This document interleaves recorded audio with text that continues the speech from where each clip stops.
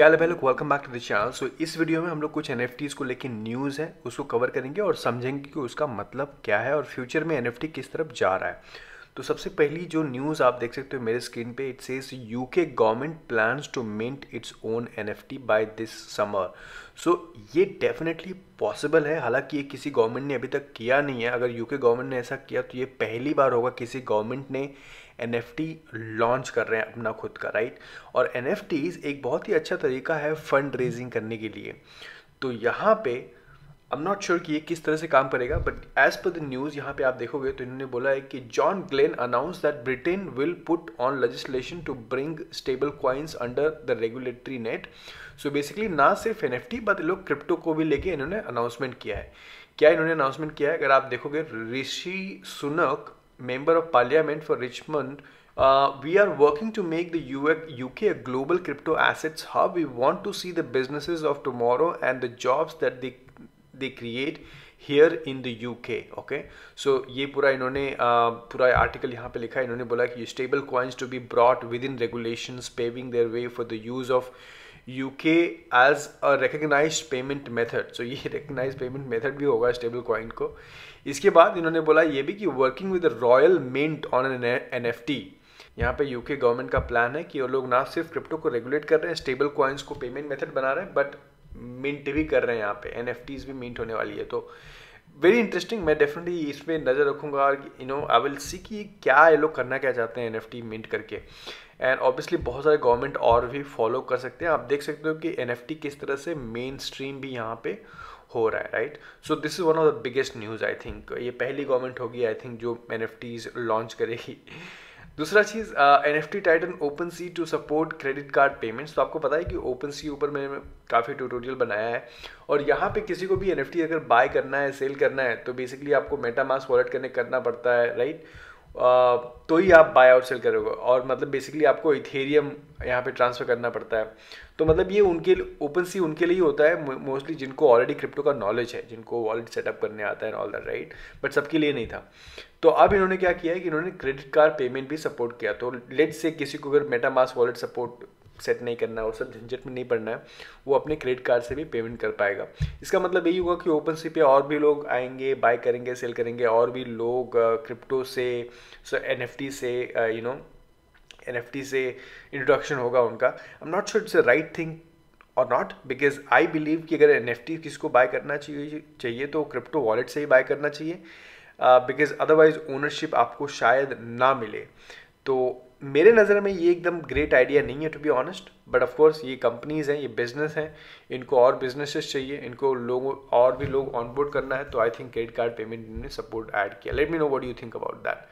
दूसरा चीज़, cool cats signs with CAA to grow from NFTs to licensing. So basically CAA है क्या और कूल कैट्स NFTs क्या है? तो कूल कैट्स NFTs बेसिकली एक कलेक्शन है, आप यहाँ पे देख सकते हो, जिसकी मिनिमम प्राइस है 8.5 इथेरियम, मिनिमम एक NFT की प्राइस है। और इन्होंने क्या किया, इन्होंने साइन अप किया है विद CAA। नाउ CAA का फुल फॉर्म क्या है? Creative artist agency. ये लोग करते क्या है? बेसिकली एक बहुत बड़ी एजेंसी है USA की, जिनके पास बहुत सारे सेलिब्रिटी हैं। तो CAA के साथ इसके पहले और एक NFT कलेक्शन ने काम किया जिसका नाम है बोर्ड एप याcht क्लब। सो बोर्ड एप याcht क्लब ने भी CAA के साथ काम किया है। और आपको पता है कि बोर्ड एप याcht के साथ क्या हुआ है? आज मिनिमम 111 इथेरियम की इसकी NFTs है और बहुत सारे celebrities already Bored Ape Yacht own करते हैं। तो मेरा कहने का मतलब ये है कि हो सकता है अब ये जो कूल कैट्स NFTs हैं, राइट, ये लोग भी बहुत सारे सेलिब्रिटीज़ को लेके आएंगे यहाँ पे। बहुत सारे सेलिब्रिटीज़ यहाँ पे कूल कैट्स NFTs बाय करेंगे और यहाँ पे कूल कैट्स NFT की प्राइस भी यहाँ पे पंप हो सकती है लॉन्ग टर्म में। सो यहाँ पे 8.5 इथेरियम में है फिलहाल। मे भी ये लोग जिस तरह से काम करेंगे, सेलिब्रिटीज़ आना चालू करेंगे, तो शायद यहाँ पे इनका प्राइस पंप हो। And I think cool cats NFT बहुत लॉन्ग टर्म प्रोजेक्ट भी हो सकता है। तो जस्ट इन केस किसी को इंटरेस्ट होगा, again do your own research. दूसरा पजी पेंगुइन्स एक NFT कलेक्शन है। अगेन दिस इज पजी पेंगुइन्स में यहाँ पे देखो इसकी मिनिमम जो प्राइस है 2.9 इथेरियम है। तो ये कलेक्शन भी एक कंपनी ने बाय किया है जिसका नाम नेट्स कैपिटल। सो बेसिकली होता क्या है कि जो बड़ी बड़ी कंपनीज है, जो बड़ी बड़ी फर्म्स हैं, ये पूरे कलेक्शंस को ये लोग बाय ओवर करती हैं। तो इसके पहले एग्जांपल आप देखोगे तो नाइकी ने एक आर्टिफैक्ट्स करके एक कलेक्शन था जिसको इन्होंने बाय ओवर किया था और आर्टिफैक्ट्स NFTs की ऊपर प्राइस चली गई थी। तो सिमिलरली यहाँ पे एक नेट्स कैपिटल करके है जिसने पजी पेंगुइन्स का कलेक्शन यहाँ पे बाय किया, उसके लाइसेंसिंग राइट्स बाय किए, उसके IP राइट्स, ये सब बाय हो जाता है उसमें। तो इट डिपेंड्स कि ये कंपनी किस तरह से काम करता है, बट पजी पेंगुइन के जो ओनर हैं अगर ये काम किया इन्होंने अच्छी तरह से, राइट, सो पजी पेंगुइन का अगेन NFT लॉन्ग टर्म में अच्छा कर सकता है। ये सब बाय द वे पजी पेंगुइन्स हो गया, कूल कैट्स हो गया, बोर्ड एप यॉट हो गया, ये सब बहुत मतलब ब्लू चिप NFT बोला जाता है, एक्चुअली ट्रस्टेड NFTs बोला जाता है। तो I think it's a very good price Pudgy Penguins के लिए 2.9 इथेरियम में। अगर आप देखोगे तो ये मैक्सिमम आई थिंक 8-10 इथेरियम के आसपास भी गया था। आप लास्ट ऑल टाइम यहाँ पे देखोगे तो देखते हैं इसका मैक्सिमम कितना गया था। ये देखो कुछ 5 इथेरियम के आसपास गया था, राइट, या 5 इथेरियम के आसपास गया था। फिलहाल 2.9 इथेरियम पे है। दूसरा जो न्यूज़ है, अजूकी करके एक NFT कलेक्शन है, बहुत टॉप कलेक्शन है, ये भी 26 इथेरियम पे बिक रहा है। इन्होंने एक सेकेंड कलेक्शन लॉन्च किया जिसका नाम है बीन्स ऑफिशियल। ये 20,000 NFTs थी। तो जो 10,000 था ये तो उनको मिला जिनके पास ऑलरेडी पहले वाला अजूकी कलेक्शन था, उनको NFT इन्होंने एयर ड्रॉप किया है। तो आप सोच सकते हो कि कोई भी अच्छा NFT प्रोजेक्ट है, अगर आपने उसमें पार्टिसिपेट किया है तो आपको एयर ड्रॉप भी मिलते हैं। तो पहले तो उन लोग को एयर ड्रॉप मिला और बाकी यहाँ पे सेल हुआ है। एंड ऑलरेडी इसकी मिनिमम प्राइस जो है बीन्स ऑफिशियल मतलब अजूकी का जो सेकेंड कलेक्शन है, ओके, उसका ऑलरेडी मिनिमम प्राइस है 5.4 ETH। Now this is very similar to this, जैसे हम लोग लास्ट वीक में कवर किया था कि वर्ल्ड ऑफ वुमेन का जो जेनेसिस NFT था, जो पहला कलेक्शन था, जो 7.9 ETH में ट्रेड हो रहा था, और जो भी होल्डर थे उनको जो सेकेंड कलेक्शन इन्होंने ड्रॉप किया था वर्ल्ड ऑफ वुमेन गैलेक्सी, उनको फ्री मिला था, जो मिनिमम प्राइस है 1.44। तो मोस्टली होता क्या है कि अगर प्रोजेक्ट अच्छा है, टीम अच्छी है, तो वो लोग एक पहला कलेक्शन लॉन्च करते हैं, बाद में दूसरा कलेक्शन लॉन्च करते हैं, तो प्रीवियस ओनर्स को फ्री में देते हैं।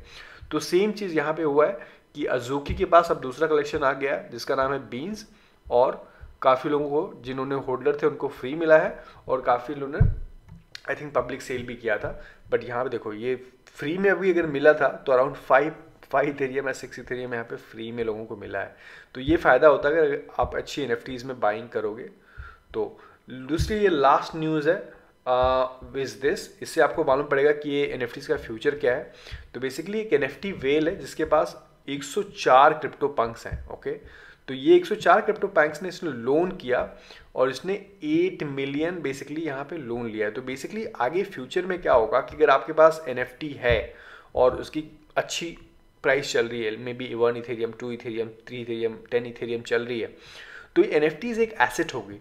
और ये अगर आपको NFTs बेचना नहीं है आपको, तो आप उसको लोन कर सकते हो, डिपॉजिट करोगे NFTs और बदले में आपको जो भी वैल्यूएशन होगा आप उसको डाई या स्टेबल कॉइन जैसे DeFi होता है वैसे यहाँ पे लोन भी ले पाओगे। तो बेसिकली आपको बेचने की ज़रूरत नहीं है आपका NFT आप लेंड करो। ये NFTs का फ्यूचर है, बिकॉज NFTs को एज एन एसेट माना जाएगा बहुत जल्दी ही, बिकॉज मेटावर्स आ रहा है। आपको मालूम है कि ये वर्चुअल वर्ल्ड बनने जा रहा है और ये सब पॉसिबल हुआ है बिकॉज ऑफ मेटावर्स।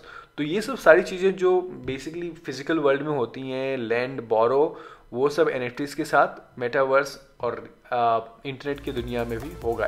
इसीलिए NFTs काफ़ी ज़्यादा वैल्यूएबल है, काफ़ी ज़्यादा इंटरेस्टिंग है, एंड आई होप कि आप NFTs के बारे में सीख रहे हो। Let me know what you think. Thank you so much for watching and I will see you in the next video. Take care.